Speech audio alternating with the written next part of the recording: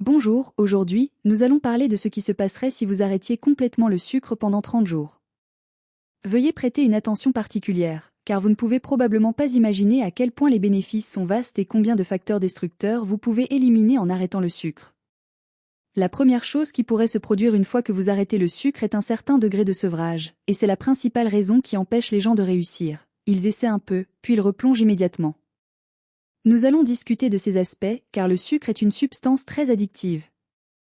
Il active les récepteurs du plaisir et stimule les centres de récompense dans le cerveau, de manière très similaire à des drogues puissantes comme l'héroïne et la cocaïne.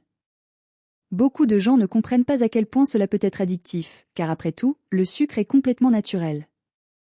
Il est produit dans la nature et se trouve dans toutes sortes de choses, surtout dans les fruits, mais aussi dans la canne à sucre et les betteraves à sucre, etc. Alors, qu'est-ce qui est si dommageable ? Pourquoi est-ce si dangereux ? C'est parce que lorsque nous le modifions, le raffinons, le concentrons, nous changeons complètement ses propriétés. Ce produit raffiné, ce sucre concentré, a alors la capacité de contourner la régulation normale.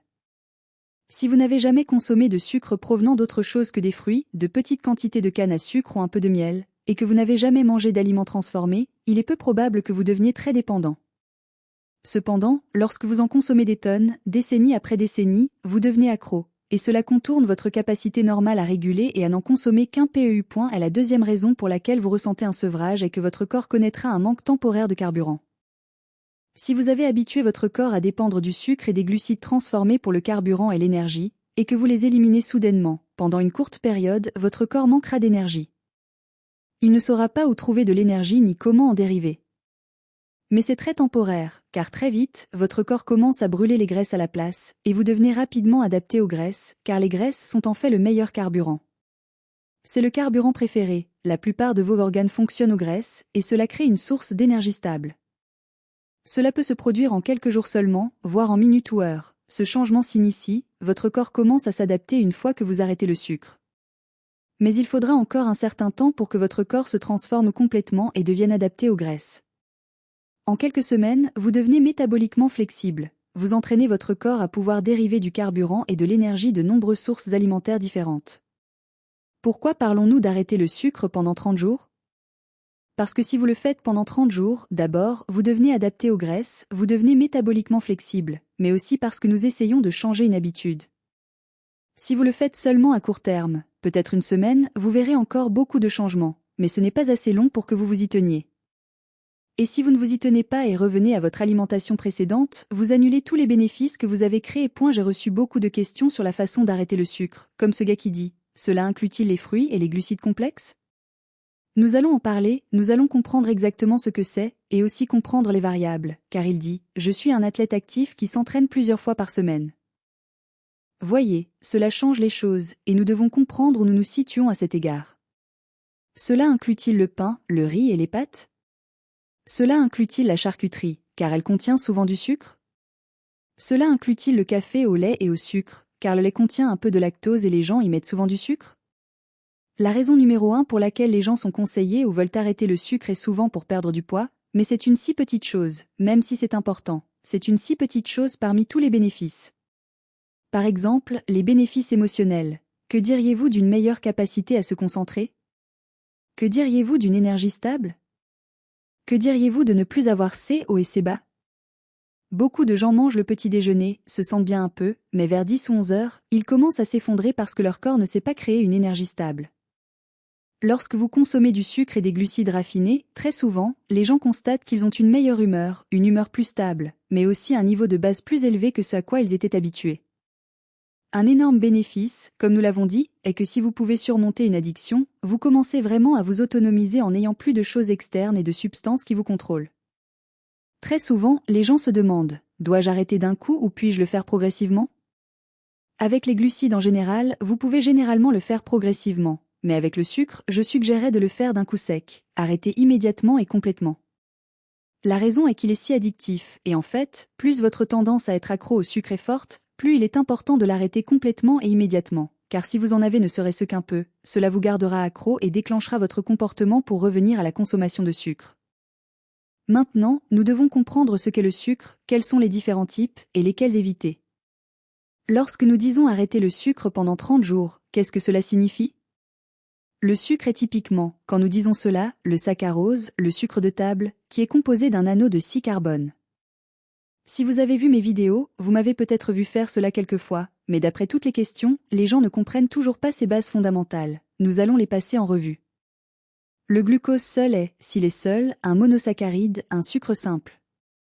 Le saccharose, qui est cela, est un disaccharide, ce qui signifie deux sucres. Une fois que nous le mangeons et le décomposons, nous obtenons deux monosaccharides, un glucose et un fructose. La première partie, la portion de glucose, c'est celle qui élève la glycémie. Lorsque nous parlons de glycémie, nous parlons de glucose sanguin. Le glucose est un sucre, le fructose est un sucre, mais lorsque nous mentionnons le sucre de table ou le sucre ajouté dans les aliments, c'est du saccharose. C'est une combinaison des deux, et le glucose, qui élève la glycémie, stimule aussi l'insuline, car lorsque la glycémie monte, nous devons la faire entrer dans la cellule, et c'est le rôle de l'hormone insuline. Le fructose, en revanche, est très différent. Il n'élève pas beaucoup la glycémie, mais il obstrue le foie. C'est la propriété unique du fructose. Il y a deux substances que seul le foie peut traiter et décomposer, l'alcool et le fructose. Lorsque nous consommons beaucoup de fructose, c'est un peu comme boire beaucoup d'alcool, c'est pourquoi c'est si mauvais pour le foie. Aujourd'hui, le fructose est la cause numéro 1 de la stéatose hépatique non alcoolique. Autrefois, seuls les alcooliques avaient un foie gras. Maintenant, on le trouve chez les enfants parce que nous leur donnons tant de sucre, qui est à 50% du fructose. Mais beaucoup de gens sont encore confus et se laissent séduire et mal informés pour utiliser d'autres choses qui sont fondamentalement les mêmes. Par exemple, ils savent que le sucre blanc, c'est cristaux blancs, je n'y touche jamais, mais j'utilise un peu de miel et d'agave. Je bois du thé noir ou du thé vert et je le sucre avec de l'agave. C'est bon pour vous, non? Eh bien, l'agave est en fait pire que le sirop de maïs à haute teneur en fructose, que la plupart des gens savent être une chose terrible. Ou ils disent « je ne mange pas de sucre, j'utilise juste du sirop d'érable ou du sucre brun, c'est beaucoup mieux, non ?» Non, il n'y a pratiquement aucune différence. Ou la mélasse, même chose.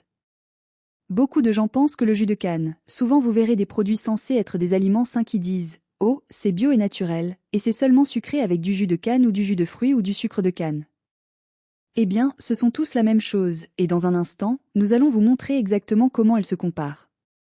Parlons maintenant un peu des bénéfices physiques. Bien sûr, ils incluent la perte de poids, que beaucoup de gens connaissent, mais vous serez surpris de voir combien de personnes ressentent une réduction de la douleur. Elles arrêtent le sucre, réduisent l'inflammation, et beaucoup de douleurs articulaires, à l'épaule, au poignet, aux doigts, aux genoux diminuent parce que vous réduisez l'inflammation. Bien sûr, vous savez probablement que vous obtenez de meilleures dents, moins de caries, moins de plaques, moins de tartres et d'accumulation, car toutes ces choses que vous ne voulez pas se nourrissent du sucre. Vous ressentirez probablement aussi une amélioration des performances de tant de façons. Nous avons parlé d'une énergie mentale plus stable, mais même dans les sports, vous constaterez probablement que vous avez plus d'endurance et de meilleures performances, car à mesure que votre corps apprend à utiliser les graisses, vous avez une source de carburant qui dure beaucoup plus longtemps et qui est plus stable. Regardons maintenant les différents types de sucre et comment ils se comparent. Nous allons parler du sucre blanc en termes de glucose et de fructose, puis les comparer. Comme nous l'avons dit, le saccharose, le sucre blanc, est exactement à 50%, car une molécule de l'un et une molécule de l'autre, donc nous obtenons exactement 50%. Ensuite, regardons le miel. Beaucoup de gens pensent que le miel est si bon pour vous, beaucoup plus sain, ce avec quoi je serais d'accord, mais en termes de sucre, c'est exactement la même chose. Il flotte un peu différemment, mais à la fin, quand tout est dit et fait, vous obtenez 50% de glucose et 50% de fructose du miel. La différence entre le miel et le sucre blanc n'est pas dans la composition en sucre, ils sont les mêmes. Cependant, le miel est une substance naturelle, donc il contient certaines choses. C'est un antibactérien naturel, il a des propriétés positives, et c'est là que cette petite ligne verte ici est ajoutée, je l'ai ajoutée juste pour symboliser qu'il y a des bénéfices supplémentaires. Mais si vous essayez d'éviter le sucre, alors le miel n'est pas quelque chose que vous voulez manger. Ensuite, nous avons l'agave, que malheureusement beaucoup de personnes soucieuses de leur santé pensent être un produit sain. Ils pensent que c'est une bonne chose parce qu'on leur a dit dans le magasin d'aliments santé. Mais l'agave contient 20% de glucose et 80% de fructose, donc à cause de cela, il n'affecte pas autant la glycémie. Vous avez moins de pics de glycémie, et les gens ont pensé « Eh, ça doit être bon, c'est génial pour les diabétiques ». Eh bien, les diabétiques ont aussi un foie gras, et l'agave contient 80% de fructose, qui obstruera le foie. Beaucoup de gens connaissent le sirop de maïs à haute teneur en fructose. Eh bien, cela a plus de fructose que le sirop de maïs à haute teneur en fructose. Ensuite, par comparaison, le sirop de maïs à haute teneur en fructose normalement, Il y a différents pourcentages quand ils l'achètent, mais ce qu'ils mettent dans les sodas pour la plupart est 45% de glucose et 55% de fructose. La différence pour laquelle c'est tellement pire que le sucre est que le sucre blanc, aussi mauvais soit-il, est un disaccharide. Il faut un peu de temps pour le décomposer, même des minutes font une grande différence, car pour le sirop de maïs à haute teneur en fructose, ces deux molécules sont séparées, elles flottent librement l'une de l'autre, et maintenant le glucose est absorbé instantanément. Il n'a pas ce petit délai. Donc, l'indice glycémique du sirop de maïs à haute teneur en fructose est beaucoup plus élevé, et bien sûr, il a un peu plus de fructose aussi. Ensuite, regardons le sirop d'érable. Je veux dire, ça doit être bon, c'est juste du sirop, c'est juste du jus d'un arbre. Comment ça pourrait être mauvais? Eh bien, à la fin, c'est exactement la même chose. 50% de glucose, 50% de fructose. Et si nous voulons vraiment promouvoir la différence, c'est un produit naturel. Il a probablement quelques vitamines et minéraux et des propriétés que le sucre n'a pas, mais encore une fois, c'est assez minime. Si à une occasion rare vous allez utiliser du sucre et cuisiner quelque chose, alors oui, toutes ces choses naturelles seraient un peu meilleures parce qu'elles ont ces propriétés supplémentaires, mais en termes de sucre, elles sont les mêmes. Et la mélasse, même chose, elle a des nutriments, des minéraux, un petit bénéfice minuscule, mais c'est toujours 50% de glucose et de fructose. Et le sucre de canne, même chose que le sirop de maïs à haute teneur en fructose a été mis en évidence et les gens ont vu à quel point c'est mauvais. Maintenant, par comparaison, tout d'un coup, le sucre de canne, le sucre blanc, devient presque un aliment santé. Bien sûr, ce sont les choses que vous voulez éviter, toutes. Mais maintenant, une autre question courante est, comment cela se compare-t-il à d'autres formes de sucre comme le pain? Car les gens ne réalisent pas que le pain blanc, toutes les formes de pain, le riz, etc., sont tous du sucre, mais il y a une différence. La différence est que le pain contient quelque chose appelé amidon. Si nous commençons avec l'une de ces molécules de glucose, puis nous commençons à les enchaîner comme de grands arbres, comme des perles sur une ficelle, et celles-ci peuvent se ramifier et être des centaines, des milliers, même des dizaines de milliers de molécules liées ensemble. Cela s'appelle de l'amidon, cela s'appelle un glucide complexe. Maintenant, les gens pensent, et c'est bon pour vous parce que c'est un glucide complexe. Eh bien, ces choses se décomposent très très rapidement. Nous avons des enzymes qui, dès que vous commencez à mâcher, déjà dans la bouche, vous commencez à les détacher. Et c'est pourquoi l'amidon comme le pain et le riz fait monter le glucose, élève la glycémie encore plus vite que le sucre de table.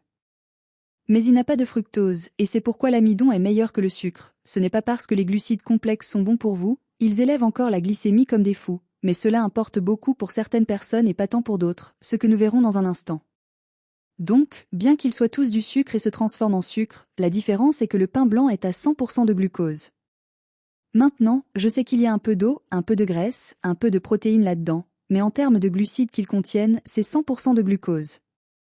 Maintenant, si nous prenons du pain complet, qui est promu comme un aliment santé, il élèvera encore la glycémie au même degré, mais il a quelques nutriments, un peu de fibres et quelques nutriments dedans.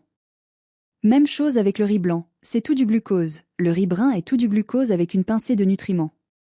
Et si vous arrêtez cela complètement pendant 30 jours, vous commencerez à avoir des bénéfices santé étonnants. Et oui, vous perdez du poids, vous vous sentez mieux et tout ça, mais c'est vraiment là où c'est transformateur. Vous améliorez votre santé digestive, vous améliorez vos chances de restaurer un biome sain, vous améliorez votre fonction immunitaire, vous aurez moins de rhume et de grippe.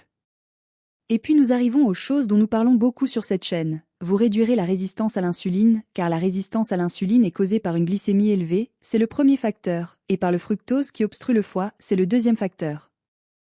Donc, arrêter le sucre avec le fructose est la chose la plus importante, et cela suffira pour beaucoup de gens, mais pas pour tout le monde. Et arrêter le sucre est votre meilleur pari pour réduire un foie gras, et pour certaines personnes, c'est une grosse affaire, d'autres ne s'excitent pas tant. Et, qu'est-ce qu'un foie gras?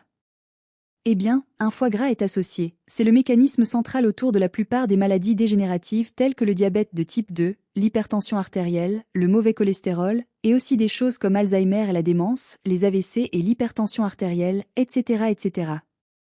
Maintenant, qui doit arrêter quoi? Avez-vous besoin de juste arrêter le sucre de table, le sucre blanc et toutes ses variations, ou voulez-vous aussi couper plus d'amidon?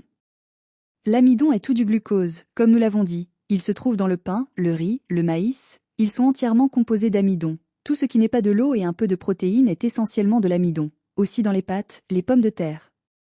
Maintenant, où vous êtes sur un spectre métabolique, beaucoup de gens demandent, eh bien, est-ce bon pour moi, est-ce mauvais pour moi? Cela dépend d'eux où vous êtes. Certaines choses peuvent être bonnes pour les gens à cette extrémité et terribles pour les gens à l'autre extrémité. Donc, si nous regardons quelque chose comme LA1C, qui est votre moyenne de glucose sanguin sur 3 mois, Et une bonne valeur est inférieure à 5,5, même si je veux l'avoir probablement juste quelques dixièmes plus bas que cela. Si vous êtes résistant à l'insuline, si vous êtes prédiabétique mais pas complètement diabétique, vous êtes généralement autour de 6, et si vous êtes au-dessus de 6,5, il vous classe comme diabétique de type 2, et bien sûr cela peut aller beaucoup plus haut, j'ai vu des gens avec 15 et même plus haut que cela. Et les niveaux correspondants de glucose seraient quelque part autour d'un niveau à jeûne inférieur à 95, un niveau à jeûne de 110 ou moins, et pour le diabète de type 2, un niveau de glucose à jeûne de 130 ou plus. Mais comme je l'ai aussi dit dans mes vidéos, vous ne voulez pas seulement regarder cela. Les bien meilleurs indicateurs de la résistance à l'insuline sont les triglycérides et la mesure effective de l'insuline.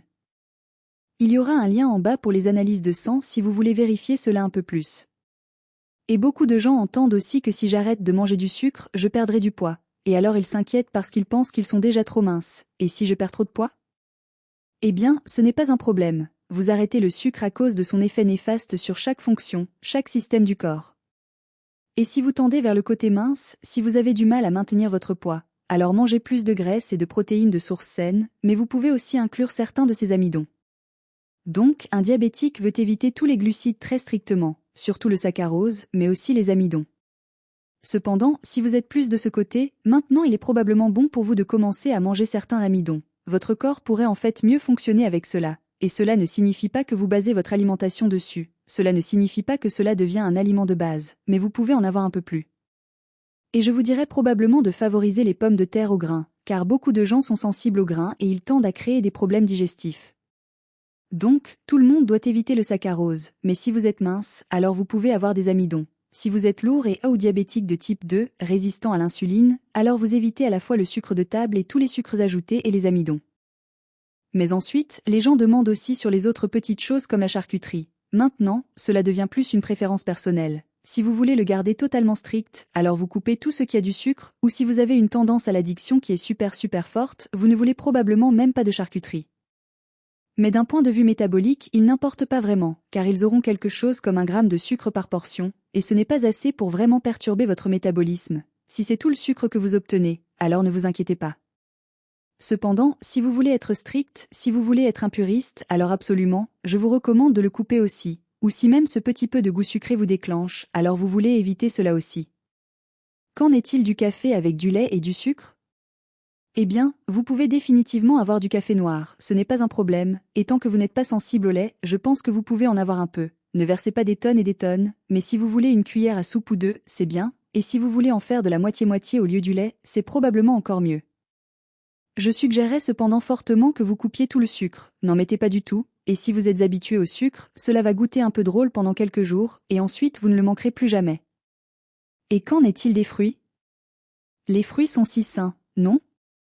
Eh bien, si vous êtes du côté vert du spectre, alors vous pouvez probablement avoir des fruits, vous pouvez avoir des bailles, vous pouvez avoir quelques fruits ici et là. Ce contre quoi je veux mettre en garde, c'est cette idée que vous entendez. Mangez plus de fruits et légumes, plus de fruits et légumes, ils ne vont pas dans la même catégorie. Les fruits et les légumes ne sont pas dans la même catégorie. Donc, mangez plus de légumes tant que vous les tolérez bien, mais soyez très prudent avec les fruits. De ce côté, vous pourriez en avoir 1 ou 2 par jour, mais peut-être pas tous les jours, peut-être pas tous les mois de l'année. Du côté rouge, du côté diabétique du spectre, vous pouvez avoir quelques baies, vous pourriez avoir une poignée de bailles ici et là, mais je suggérerais fortement d'éviter les autres fruits. Maintenant, il y a encore plus de bénéfices en plus de tout ce dont nous avons déjà parlé, et une chose que les gens constateront est que vous obtenez de nouveaux bourgeons gustatifs. À mesure que vous vous débarrassez de tout ce sucré, de tous ces chimiques, de tous ces arômes artificiels transformés, vous réinitialiserez vos bourgeons gustatifs et vos voies cérébrales, et vous commencerez à goûter la nourriture peut-être pour la première fois. Et cela aura un goût absolument incroyable pour vous. Il y aura aussi probablement des économies de coûts, car même si la nourriture saine tend à coûter un peu plus, vous en tirez tellement plus, et vous arrêterez de trop manger, donc à la fin, vous économiserez probablement de l'argent. Vous pourriez même obtenir une meilleure vue. Parfois, les personnes avec une glycémie très élevée, leur vaisseau sanguin dans la rétine gonfle, et cela peut affecter la vision. Le diabète est la cause numéro 1 de cécité, mais même si vous ne devenez pas aveugle, vous pouvez encore commencer à avoir une vision réduite, une réduction de la mise au point et de la clarté juste à cause d'un peu de gonflement. Et je recommanderais fortement que vous releviez le défi d'arrêter le sucre pendant 30 jours et de voir ce qui se passe. Et ensuite vous pouvez revenir et laisser un commentaire et nous dire, et dire aux autres, surtout combien de ces choses se sont réalisées pour vous. Et si vous avez déjà fait ce défi avant, s'il vous plaît commentez, car c'est si puissant pour les autres de lire ces commentaires et de voir que c'est en effet vrai que vous pouvez transformer votre vie, que c'est transformateur lorsque vous faites ces changements. Si vous avez aimé cette vidéo, vous allez adorer celle-là, et si vous voulez vraiment maîtriser la santé en comprenant comment le corps fonctionne vraiment, assurez-vous de vous abonner, d'appuyer sur la cloche et d'activer toutes les notifications pour ne jamais manquer une vidéo qui sauve des vies. La santé est notre bien le plus précieux, et l'information est la clé pour la préserver. Si cette vidéo vous a été utile, likez-la, partagez-la avec vos proches et surtout, abonnez-vous à la chaîne pour recevoir des conseils médicaux fiables directement dans votre flux. Activez la cloche des notifications pour ne rien manquer. Prenez soin de vous, et à bientôt pour une prochaine vidéo sur la gestion du stress quotidien. Au revoir.